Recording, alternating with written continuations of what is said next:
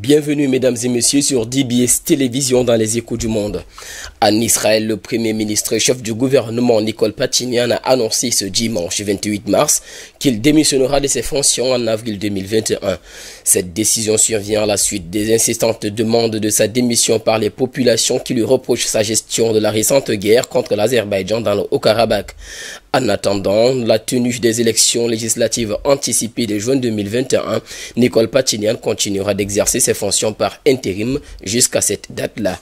Lors d'une rencontre avec des Arméniens selon une vidéo publiée sur sa page Facebook, Nicole Pachinian a déclaré, je cite, « Je démissionnerai en avril. Je démissionnerai non pas pour démissionner, mais pour que les élections anticipées aient lieu. Mais je continuerai à exercer les fonctions de Premier ministre par intérim. » À lui d'ajouter, « Si vous confirmez notre mandat, nous continuerons à vous servir mieux qu'auparavant. Sinon, nous transférerons le pouvoir à qui vous voudrez. » Fin de citation. Ces élections prévues le 20 juin 2021 devraient mettre fin aux turbulences politiques qui secouent l'Arménie depuis plusieurs semaines. Portée au pouvoir en 2018 par une révolution populaire dénonçant la corruption des élites post-soviétiques, Nicole Pachinian a résisté aux manifestations et aux appels à sa démission. Celui-ci est très critiqué, il est qualifié comme un traître par l'opposition, ceci après avoir signé en novembre un accord de cessez-le-feu négocié avec l'Azerbaïdjan sous l'égide de Moscou. Bien sûr au sujet du Haut-Karabakh.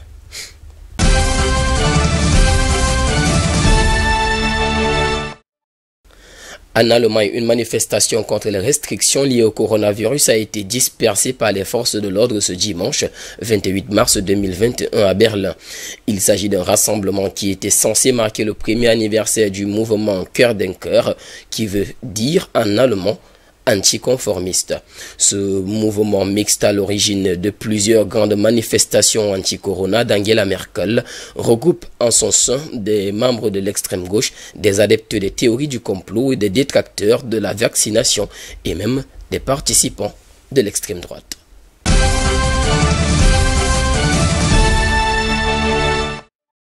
En Birmanie, à la suite de la journée de répression la plus sanglante depuis le coup d'État du 1er février dans le pays, lors de laquelle au moins 90 personnes ont été tuées, dont plusieurs enfants, les chefs d'état-major de 12 pays, dont les États-Unis, le Royaume-Uni, le Japon et l'Allemagne, ont condamné le samedi 27 mars dans un rare communiqué commun l'utilisation de la force par l'armée birmane sur les civils. Le secrétaire d'État américain Anthony Blinken s'est dit horrifié par la terreur que font régner des militaires en Birmanie.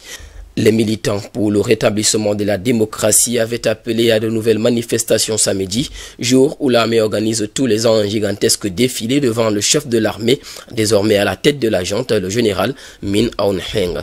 Selon l'association pour l'assistance aux prisonniers politiques, une organisation non gouvernementale locale qui recense le nombre de morts depuis le putsch du 1er février, au moins 90 personnes avaient été tuées à la tombée de la nuit de samedi.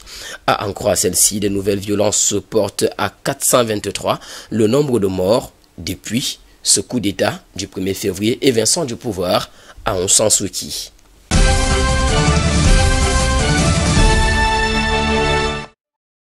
En Indonésie, un attentat suicide dont 2 individus sont soupçonnés d'avoir perpétré est survenu ce dimanche 28 mars 2021 à proximité de la cathédrale de la ville de Makassar, ceci au moment où se terminait la messe des rameaux. Selon la police indonésienne, près de 20 personnes ont été blessées. À la suite de cette puissante déflagration qui s'est produite vers 10h30, l'extérieur de l'édifice du sud de l'île de Celebes était jonché de morceaux de corps humains. À en croire le porte-parole de la police nationale, Argo Yuono, 2 personnes circulaient à moto quand l'explosion est produite au principal portail de l'église.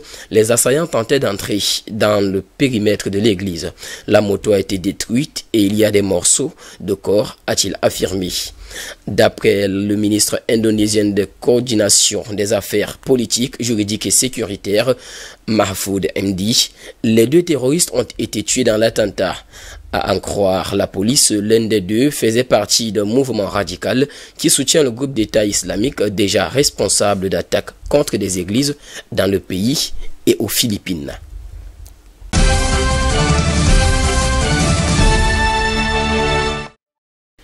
En Colombie, l'explosion d'une voiture piégée est survenue vendredi dernier devant la mairie de la municipalité de Corinto, dans le département de Cauca.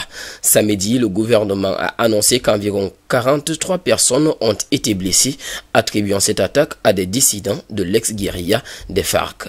D'après le ministre de la Défense Diego Molano, tôt samedi matin, 43 personnes ont été touchées et sont soignées dans les hôpitaux, 17 pour étourdissement, 20 pour des blessures mineures et 6 sont sérieusement blessés, a-t-il martelé. Un responsable de la municipalité indique que parmi les victimes de l'attaque qui s'est produite vendredi figurent 13 fonctionnaires, dont 2 femmes enceintes. Des rebelles ont rejeté la signature d'un accord de paix historique en 2016 qui a mis fin à plus d'un demi-siècle de conflits armés entre le gouvernement et les FARC.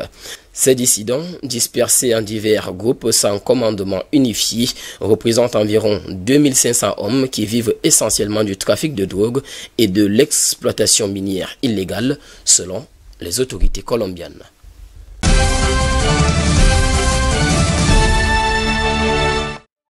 Et puis en France, des dizaines de milliers de manifestants ont défilé le dimanche 28 mars à Paris et dans près de 160 villes françaises pour réclamer une vraie loi climat à la hauteur de l'urgence écologique.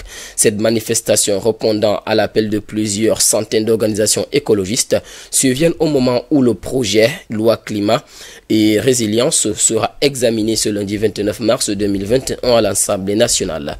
Selon les organisateurs qui revendiquent 110 000 manifestants dans toute la France, 55 000 personnes se sont rassemblées dans la capitale, à Paris. Dans les rangs, on comptait des associations de défense de l'environnement, des partis politiques et des citoyens qui réclament tous une politique écologique plus ambitieuse. C'est ce que ne propose pas le projet de loi sur le point d'être examiné par le législateur qu'est l'Assemblée nationale. Mesdames et messieurs, c'est sur cette note d'actualité que nous mettons terme à cette édition des Échos du Monde sur DBS Télévision. En compagnie de nos programmes, nous vous souhaitons de passer une agréable soirée.